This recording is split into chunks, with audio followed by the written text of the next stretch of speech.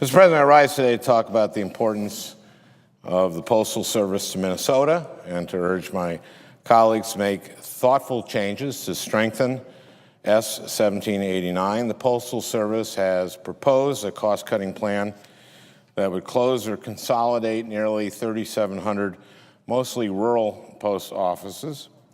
This plan would eliminate thousands of jobs in communities across the country and would leave many residents and businesses without direct access to postal services. And of course, that includes Oregon, presiding officer's state. In Minnesota, 117 post offices are on the closure list. That includes the post office in Calumet, Minnesota, a town of 367 people in northeastern Minnesota.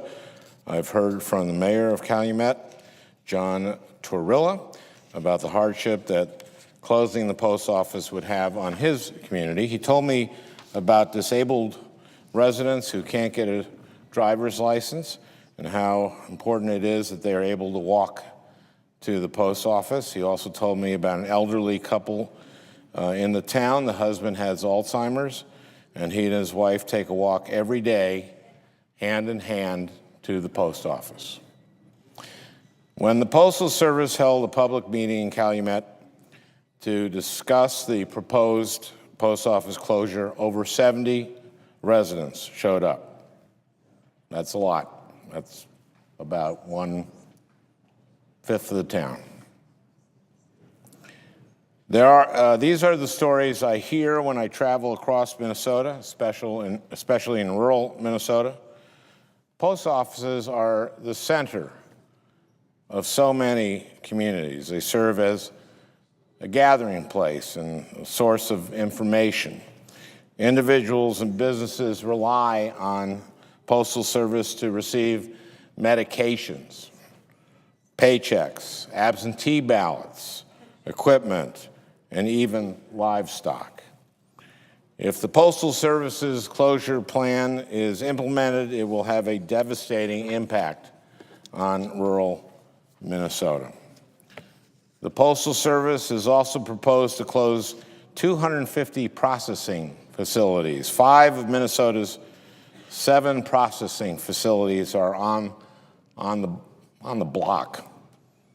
Under the Postal Service's plan, all of the mail processing activities currently taking place in Duluth, in Bemidji, Mankato, Rochester, and Waite Park would all be moved to the Twin Cities.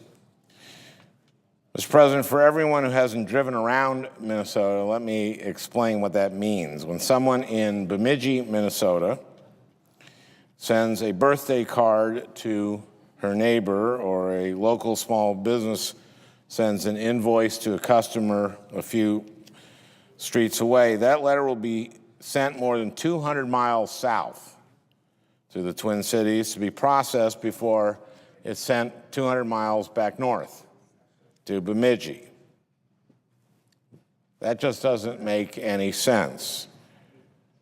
During Minnesota winters, when roads are impassable, that's going to mean severe mail delays. It's going to drive business away from these communities. The processing centers in Rochester and Duluth are also on the list. These are the 3rd and 4th largest cities in Minnesota. Duluth is over 150 miles away from the Twin Cities. Closing these processing centers will significantly impact local businesses and will drive business away from the Postal Service. One important example is the Duluth News-Tribune. This one business distributes over 2 million pieces of mail annually through the Postal Service. Last year, they paid the Postal Service well over $400,000 for these services. If the Duluth Processing Center is closed, the Postal Service will no longer be able to guarantee overnight delivery of local newspapers. The Duluth News-Tribune is going to have to find a different way to deliver their papers. This is a daily paper.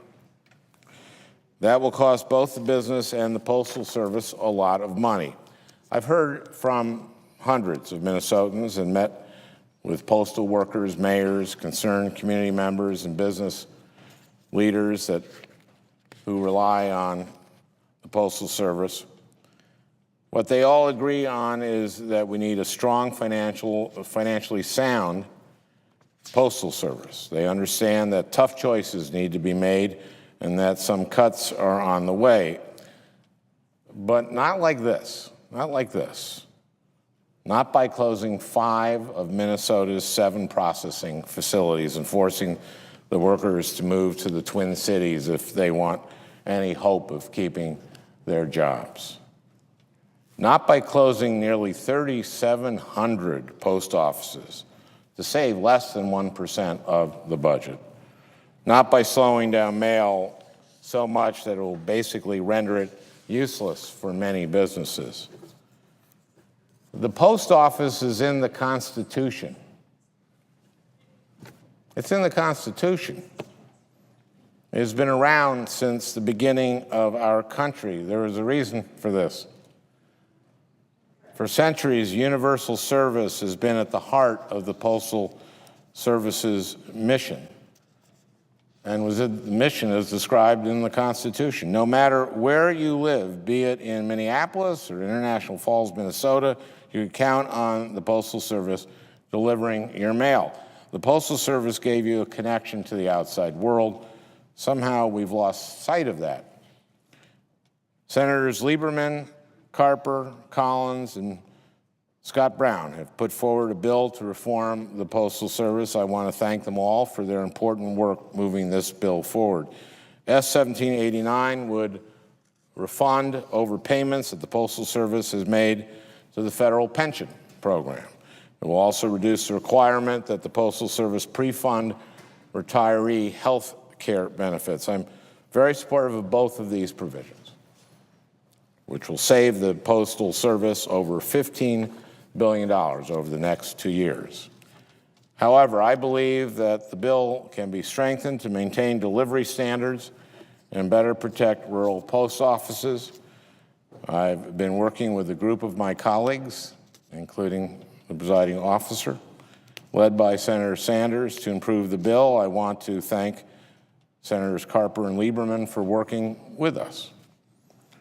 The manager's amendment addresses some of our concerns. Most importantly, it would require the Postal Service to retain regional overnight delivery standards.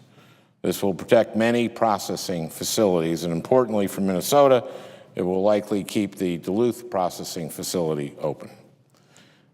But the substitute still doesn't do enough to protect rural post offices. I've introduced an amendment with my friends and colleagues, Senators Tester and Levin, that will give communities the opportunity to fight to prevent the closure of their local post offices and processing facilities. Right now, the Postal Regulatory Commission can review post office closure decisions, but can only issue advisory options. Our amendment would give the Commission authority to reverse post office and processing facility closure decisions. That would guarantee that individuals and communities impacted by closures would have real recourse. I urge my Senate colleagues to support our amendment. We need to make thoughtful changes to S. 1789, and we need to act now. Last December, I joined with a number of my Senate colleagues in pushing the Postmaster General for a 5-month moratorium on postal closures. The moratorium is now running out, and the Postal Service is not waiting. It can't. On May 16th, the Postal Service will close thousands of post offices and hundreds of processing centers.